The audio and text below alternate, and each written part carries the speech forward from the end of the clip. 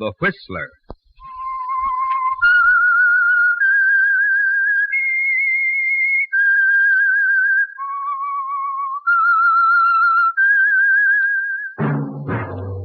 That whistle is your signal, the Whistler.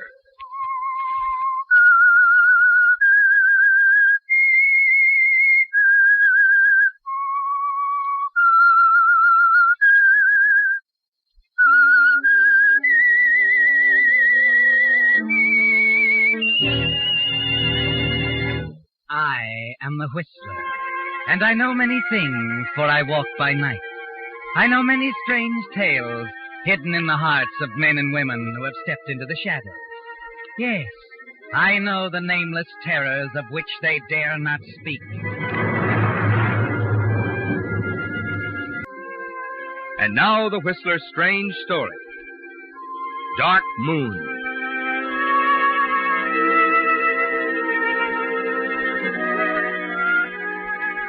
It was a miracle, the kind of miracle peculiar to a piece of Southern California acreage, where only a few years ago, a handful of men in puttees and riding breeches put their caps on backwards, grabbed their megaphones firmly, and set their cameras to grinding out an industry. Yes, it was the kind of a miracle that happens to someone almost every day in Hollywood. Russell Benton told himself all this as he walked into the oak-paneled office of Matthew Ellsworth, movie producer. Cast an eye on the artificially young secretary behind the artificially old desk and introduced himself. I have an appointment with Mr. Ellsworth. I'm Russell Benton. Oh, yes, Mr. Benton. Mr. Ellsworth is expecting you. This way, Mr. Benton. Don't bother. I know the way. Oh, thank you. Am I on time, Matt? You're early. Sit down. Yeah, this is one appointment I didn't want to miss. Nervous? Yeah, a little. Relax. It's not going to hurt a bit. You know, I've got a lot of confidence in you, Russ. I hope you're right. Funny, isn't it? Only a week ago, you were just another name. A face that dropped in once a week at the casting offices around town. Now I've got every movie columnist in the country on my back trying to get you a life story. A little premature, isn't it? I don't know. I think this screen test will be everything I want it to be. I hope so. And if you make it, Russ, you'll be right at the top. It's a smash vehicle, this one we're testing you for. I think you're right for it. It needs a leading man with a touch of character. And in my opinion, you can't miss. Dark Moon. 3 years on Broadway and still going. We spent $500,000 for the picture rights of Dark Moon, you know. Tell me, Matt, there was another guy. Don Bradford? Yeah. He's up for the part, too, isn't he? He made a great test, but I think you'll top him. The New York people seem to think he's terrific. I'm not so sure. Uh-huh. What about my test? When does it happen? As soon as they're ready on the set. It's a little like waiting to be hanged. Relax, I said. By the way, what do you think of the part? It's a natural for me. Shame I didn't find you when I was casting the play in New York. It wouldn't have been hard. I was there at the time. Well, what made you leave? Circumstances, Matt. Theatrical? Matrimonial. Oh. I didn't know you were married. I'm not. Been divorced for 2 years. Couldn't make a go of it, huh? Or, am I on a touchy subject? No. It was simple. She liked mink. My pocketbook didn't. An actress? Yeah, she's probably still back there. I haven't seen her since we split. Well, that's too bad. I've only been married for about a year now, but I think I have a pretty wonderful girl. An actress, too. I met... excuse me. Ellsworth? Yes, he's in my office. Good, we'll be right down. Let's go, boy. They're ready to shoot. We're due on the set in 10 minutes.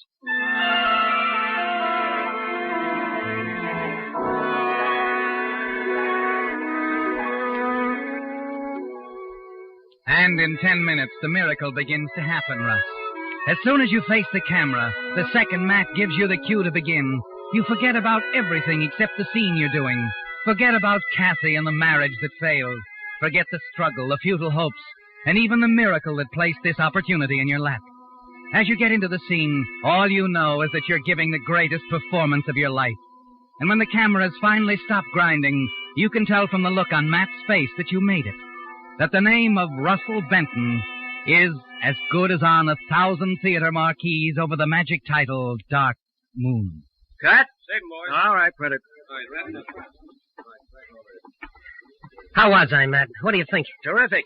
As far as I'm concerned, it's settled. Who else is A there? handful of New York backers. I'm flying back there tonight with the prince. Call you as soon as it's definite.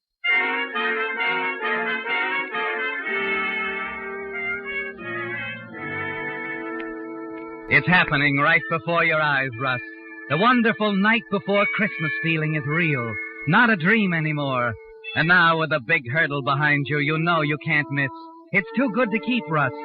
And early that evening, you drive over to Laura's home in Beverly Hills. She'll be proud of you now, and that's important. You want Laura to be proud. Russ, darling, I heard. I'm so happy for you. Me too. Have they said anything definite? Matt's gone to New York with the prince. Oh, you mean about Don Bradford? Yeah. Well, the New York people have held out for him all along. But don't worry, darling. Matt'll make him see the light. Come on now, the party's out by the pool. Let's join them, shall we?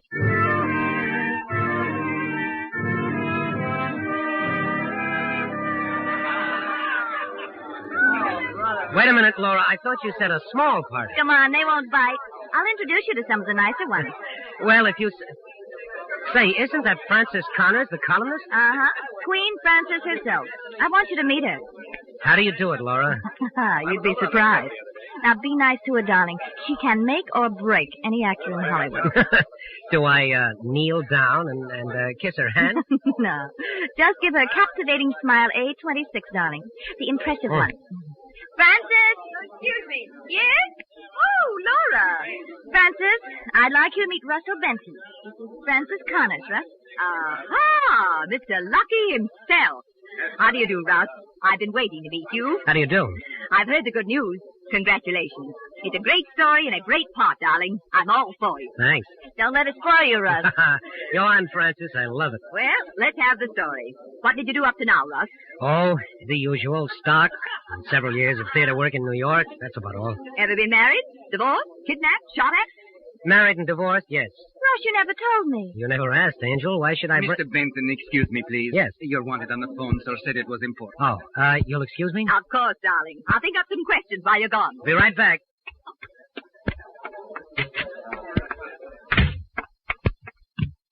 Hello? Hello, Russ. This is Kathy. Kathy? Well, don't sound so happy, darling. Where are you? In front of my fireplace in Hollywood. But I thought you were in New York. How did you know I... What made you call here? It wasn't too hard to find you, dear. What do you want? I just want to talk to you, if it isn't asking too much. Well, you better forget it. I told you once I was through, and I meant it. You're being very foolish, you know. This is business. Business? Your part in Dark Moon. Maybe I didn't make myself clear. I don't want to talk to you about that or anything else. I think you will, Russ. It's so nice. You're a success now. Matt Ellsworth seems to think so. Does he? Anything odd about that? No, I just wonder sometimes whether Mr. Ellsworth knows you as well as I do. Perhaps I ought to have a talk with him. What makes you think you could talk to Ellsworth? Well, that shouldn't be hard, darling. You see, I'm his wife.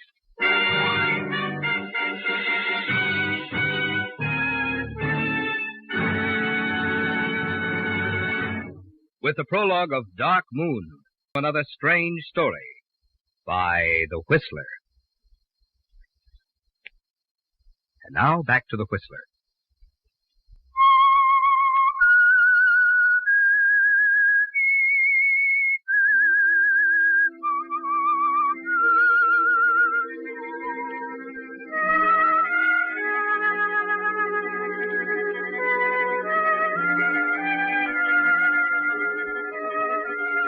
Yes, Russ. Kathy is Matt Ellsworth's wife.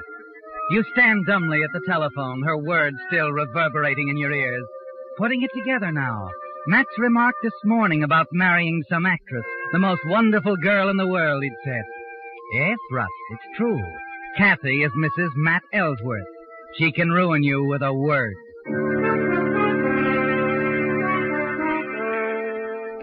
You make a hurried excuse to Laura, hasten down to your car, drive to the number Kathy gave you high in the hills overlooking Hollywood. And as you walk up the steep stairs to her front door, you make a decision, Russ.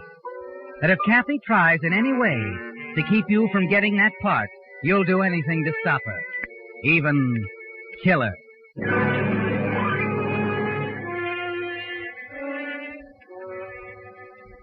Sit down, darling. Thanks. Nice of you to come. I thought you'd change your mind. I simply wanted to find out what was on yours. Well, aren't you even going to say you're happy to see me? I'm not a hypocrite, Kathy. Just as sweet as ever, aren't you? Suppose you get to the point. Point? I don't want to stay here any longer than I have to. Well, as I told you, it's about Dark Moon. Naturally. My husband doesn't often make mistakes, Russ. However, I think he's making one on this picture. And I've told him so. What kind of a mistake? There's a charming young actor I've come to know very well in the past year. I think he's made to order for the lead. And the New York backers seem to agree with me. Don Bradford? Yes. I want him to have that part. Why? I told you, he's charming. He's competent. I like him. I see. I might mention that Matt doesn't seem to agree with you. At least not after my screen test this morning. Yes, that's right. So I'm afraid there's only one way to convince him. Oh? You're going to tell him you don't want the part, Russ. You've decided not to take it. What? You think I'm crazy? No, that's why I'm talking to you. I've put some high cards in front of Matt, Russ. But I haven't played the ace. What do you mean? He doesn't know we were married. There are some things I could tell him. You wouldn't do that. I don't think I'll have to. Because you're going to gracefully decline in favor of Don Bradford. I think I know why you're doing this. I told you I like Don Bradford. No, it isn't that. You know as well as Matt that I'm right for this one, and this part'll make me overnight. And you resent that, don't you, Kathy? Nothing could hurt you more than seeing me successful. It's not a boost for Bradford, it's a kick at me. All right, call it anything you want. But Matt gets back from New York tomorrow night at 9:30. I'll give you until 9 to make up your mind. Where can I get in touch with you? Right here, I'll be waiting. You won't disappoint me. Now, will you, darling? No, Kathy. I won't disappoint you.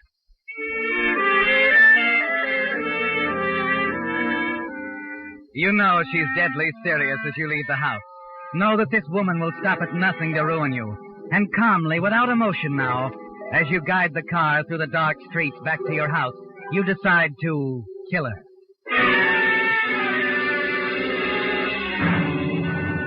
It will involve a risk, a terrible risk, but you're ready to take any kind of a chance now, with destruction 24 hours away.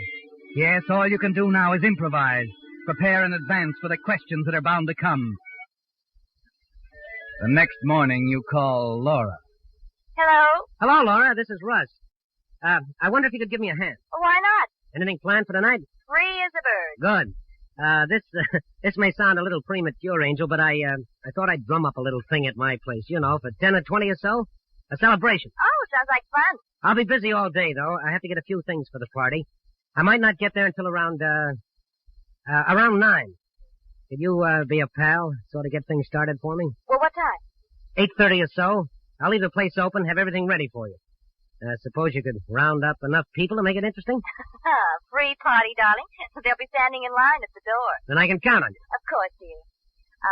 You won't be long, though. No, Laura. I won't be long.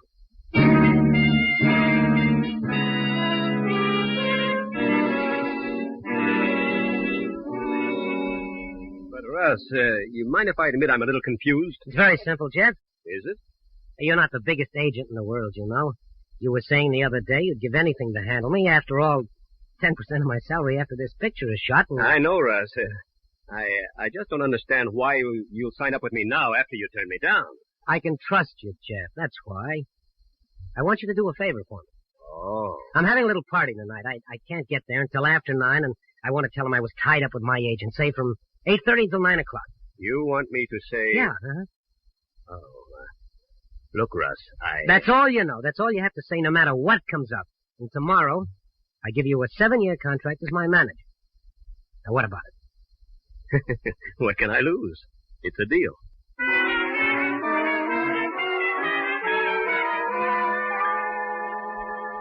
Yes, Russ, it'll be a straight story and you can stick with it. A conference with your new agent, Jeff Harris, until 9. A room full of witnesses ready to testify. You arrived at the party a few minutes afterwards with your arms full of groceries. That it's simply impossible that only a few minutes before you made the fatal visit to Kathy Ellsworth's house high on the hill. Yes, it's foolproof, isn't it? At 5 minutes to 9, you step out of your car, walk up the steep stone steps to Kathy's door, and press the bell.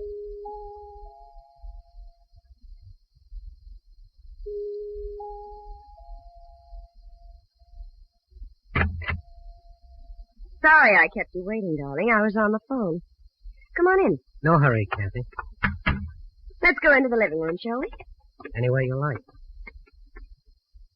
Sit down. I'll stand. All right. Now, what about it? I want to make very sure of one thing, Kathy. You are going through with this? Well, of course I am. Matt will be here in half an hour, Russ. There's no way I can change your mind? I told you the way. It's too bad, Kathy. Too bad. Russ, no.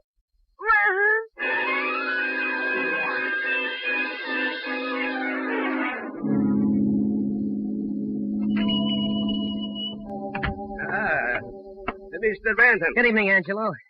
Open a little late, aren't you? Every night, Mr. Benton. Take my advice, my friend. Never go into the delicatessen store business. Work all day. Work all night, too. I thought you closed at 9. It's 10 after, isn't it? 10 o'clock we close. Oh, well, that's a break for me. I got a bunch of hungry friends on my hands tonight. What do you suggest? Oh, maybe some salami, Swiss cheese, beer. Great. A pound of each of those. Some kosher dills if you have any. A couple of loaves of rye bread. Take it easy. And some champagne, Angelo. Champagne? Yeah, half a case. After all, Angelo, this is a celebration.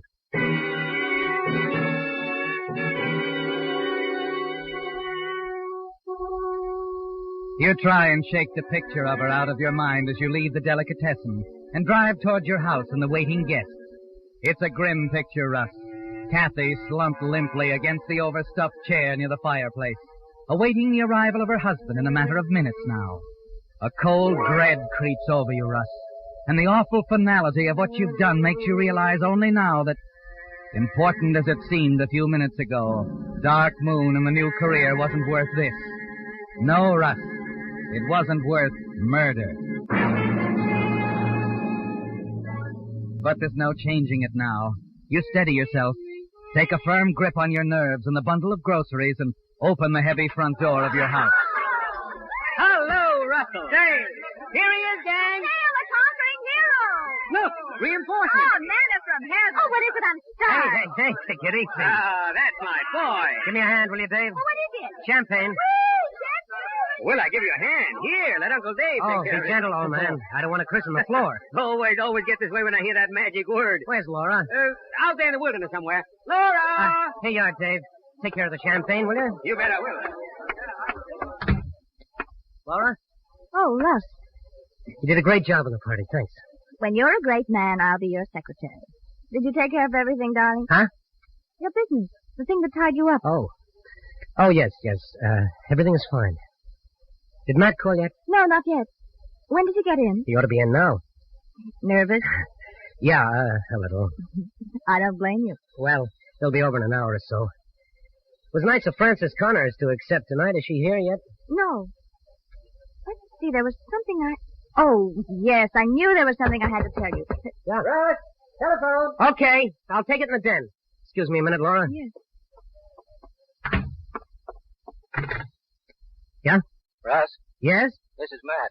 I'm calling from the airport. What do they say, Matt? Brother, did I have a fight on my hands.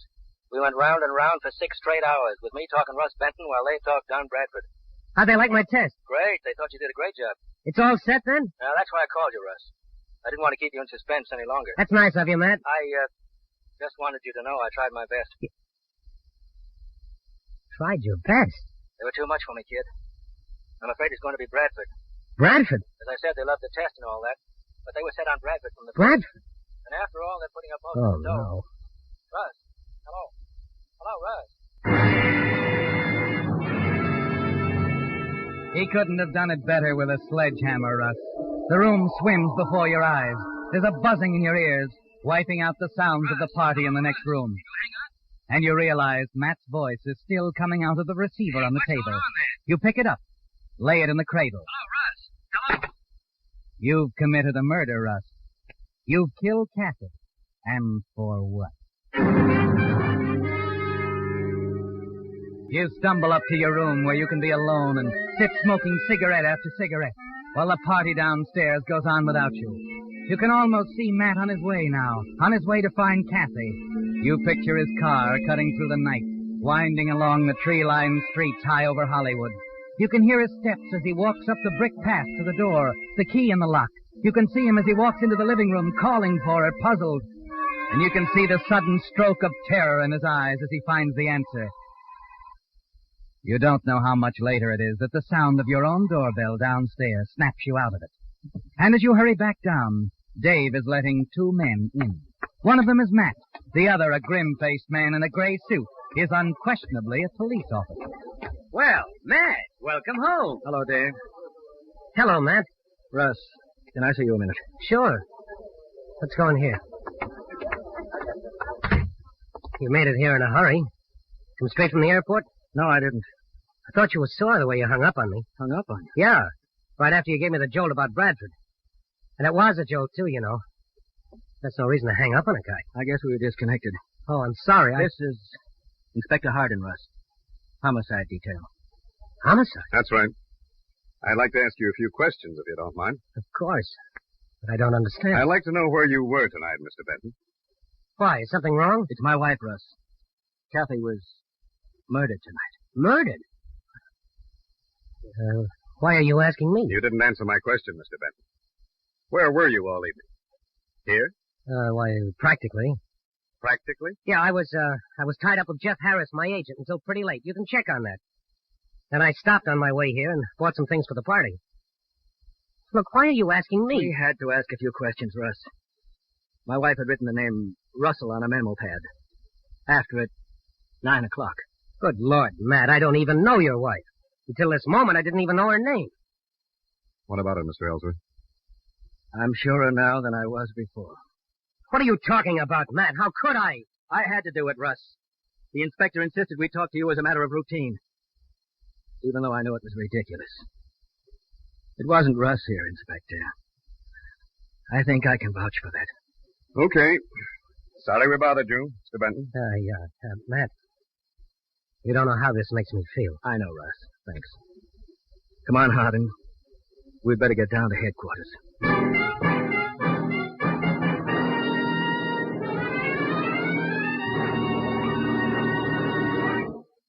The Whistler will return in just a moment with the strange ending to tonight's story. And now back to the Whistler.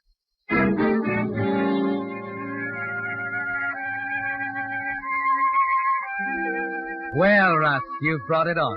Somehow, somewhere, you found the strength to face Matt and the inspector. And as you guide them back to the front door, you know the worst is over.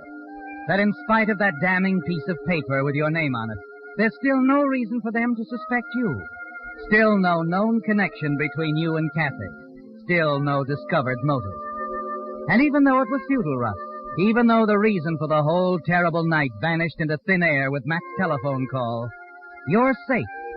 And with Matt still on your side, there'll be a future for you somewhere. As you open the door for them, Laura comes up to you looking a little worried. What is it, Russ? It's nothing, Laura. Matt, aren't you going to stay? No, Laura. What is this? What's the matter? It's nothing, Laura. There was just some question about where I was tonight at 9 o'clock. Oh, well, you told him, of course. Yes. You know where he was, miss? Of course. He was at Kathy Ellsworth's front door. She told me so when I called to ask her why she hadn't arrived at Russ's party.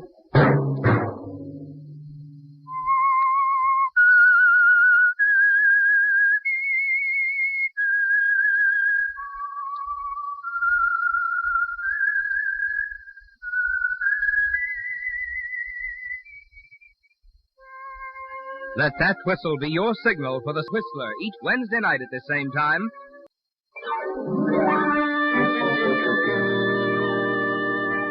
Featured in tonight's story was Frank Lovejoy. The Whistler was produced by George W. Allen with story by John W. Hart, music by Wilbur Hatch. Marvin Miller speaking. This is CBS, the Columbia Broadcasting System.